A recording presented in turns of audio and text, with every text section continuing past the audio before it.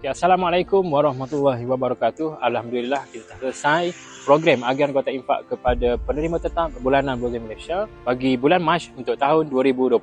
Dan Alhamdulillah kita telah menyerahkan kuota infak kepada wakil-wakil bagi setiap mukim di seluruh daerah Pasir Putih ini untuk diserahkan kepada penerima-penerima tetap bulanan Muslim Malaysia bagi bulan Mac untuk tahun 2026 ini. Kasihlah kepada pihak NGO Muslim Malaysia di atas sumbangan berupa kuota infak pada hari ini.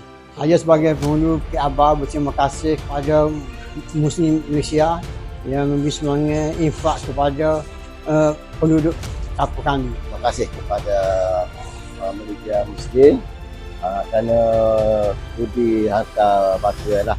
Jadi saya mewakili Muslim Malaysia ingin mengucapkan jutaan terima kasih kepada penyumbang-penyumbang di luar sana kerana tanpa derma dan sumbangan anda, mungkin misi kami di Muslim Malaysia ini tidak dapat dijalankan. Jadi teruskanlah menyumbang kerana sumbangan anda mampu meringankan beban asnaf-asnaf yang memerlukan di luar sana. Janji Allah kepada hamba-Nya dalam surah Ar-Rahman ayat ke-60, hal jazaa'ul ihsani illa ihsan. Tidak ada balasan kebaikan melainkan kebaikan jua.